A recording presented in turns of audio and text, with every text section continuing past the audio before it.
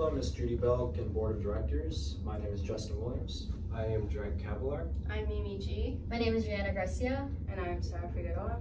And we represent Reform Reality.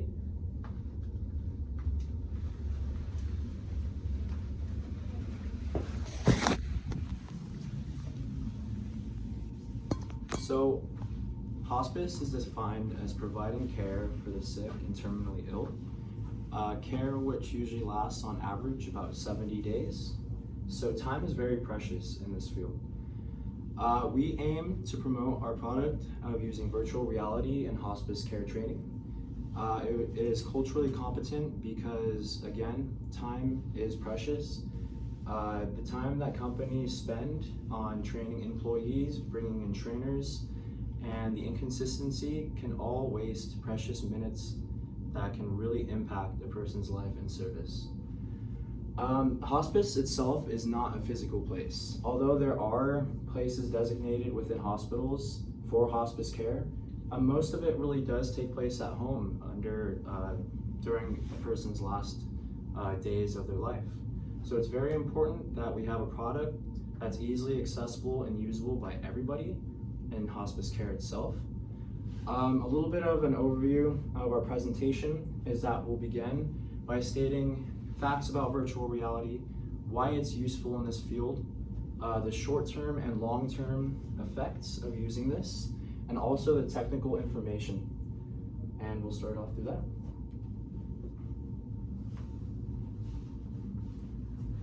So before we continue, what is virtual reality? Well, virtual reality, or VR, makes use of a device to allow involvement into a simulated experience without the harms of permanent consequence. VR allows pilots to learn the controls of flying a helicopter, allows children to play racing games, and allows new employees to train in specialized situations, such as workplace safety. So this method of experience building stimulates nerves and allows for patterns of reaction to occur without the user having to experience actual consequence, such as the crashing of a helicopter or negative reactions resulting from unfavorable action. Therefore, VR is highly desirable in training for situations with such high risk, allowing for skill development and experience before actual encounters with these high-risk situations. So to keep in mind, there are two types of VR. The first is immersive VR. Immersive VR makes use of a head-mounted display, or HMD, and allows for skill development and experience before actual encounters with these situations. Non-immersive VR makes use of a computer monitor to project a virtual reality that users interact with using a device such as a mouse or a trackpad. So in other words, immersive VR makes use of 3D simulations, whereas non-immersive VR makes use of 2D displays.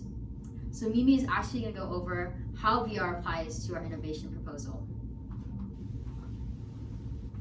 So what exactly is our innovation? Well, the innovation our company is proposing is that we would use the benefits of immersive VR training via HMD to train those who are working in hospice care. So really this aim is to use VR to allow hospice workers to have first-hand patient practice and training without the consequences of harming a real patient. So this would firstly allow users to see how certain situations would play out due to different responses, and secondly also allows employees to train their workers in a cultural competency situation within a certain circumstance.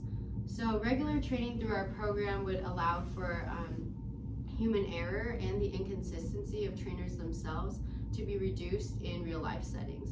So the training is going to consist of 5 modules with different sections, including valuing diversity, displaying cultural humility, cultural and religious sensitivity, overcoming patient caretaker language barriers, and lastly, effective communication, more specifically intercultural communication skills.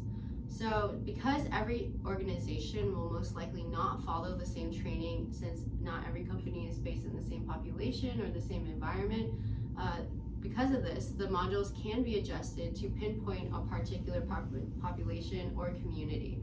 For example, a hospice unit with a high density of Spanish speakers would probably do the language barrier training and then base that training specifically on Spanish speaker patients.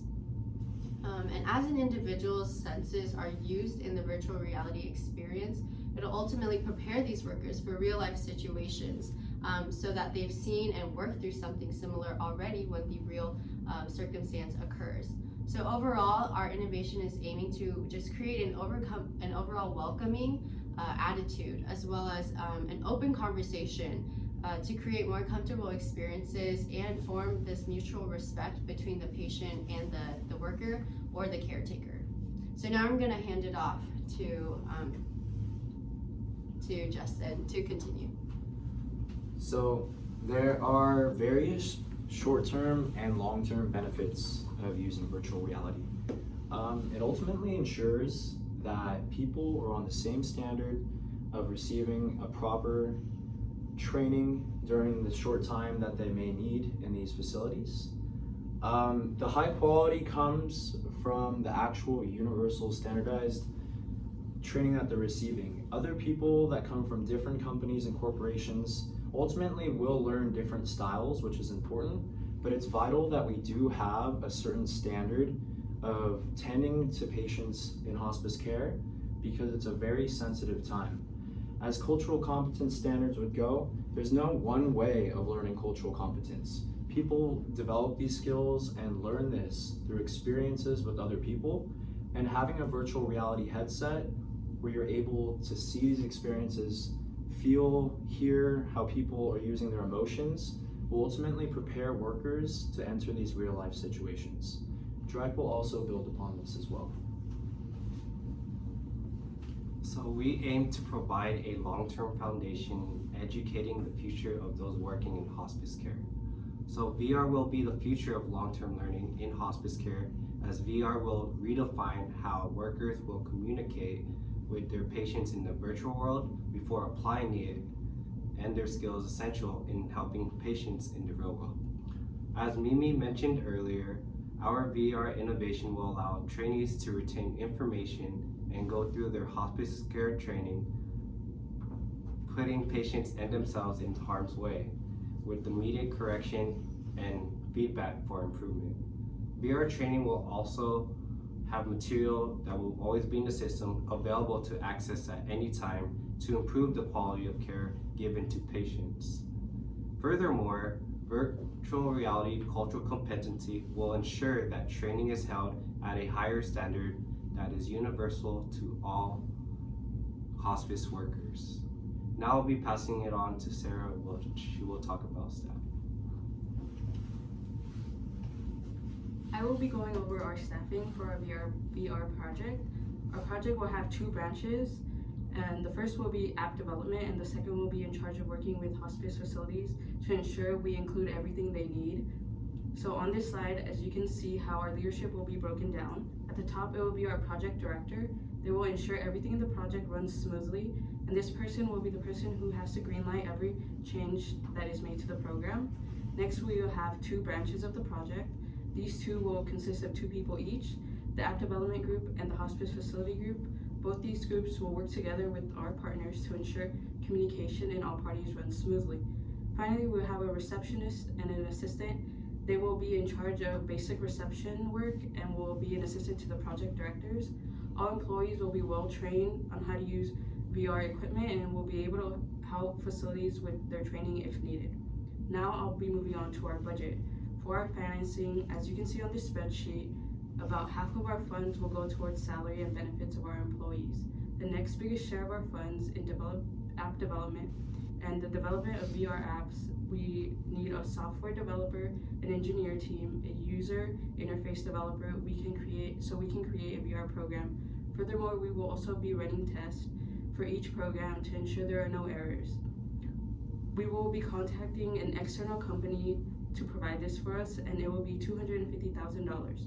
The remaining funds will include rent for our office, a company car we will use to visit hospice facilities, office furniture, office equipment, and supplies.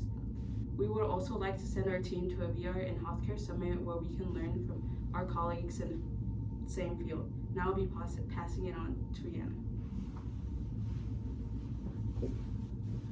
So in addition to the resources that Sara mentioned earlier, we'll need a complete package for the HMDs or the head-mounted displays that I defined earlier. So the first is the actual HMD.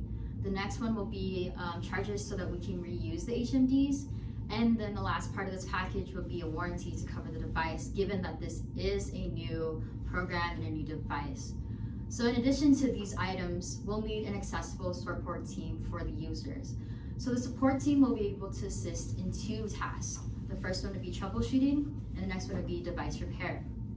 So troubleshooting allows staff to assist users with solving interface issues. This is especially important since we are running a test or a pilot test for this program. The next thing the staff will do is to receive defective equipment in order to fix any broken hardware or to also collect data from the hardware to analyze it for our future research of the program. So I'll now hand it off to Jrike, who will conclude our proposal. So our innovation should be implemented in the world of healthcare as we go into the 21st century. Our innovation aspires to improve the quality of care and life for those in hospice, as workers will have a profound understanding of their patients, and patients will be left feeling respected, comfortable, and a sense of belonging. VR will also implement a universal training that is innovative, simple, and the most efficient option for training hospice workers in the 21st century. Thank you for listening to our proposal, and we hope to take our VR innovation. We hope you take our VR innovation into consideration for the pilot implementation.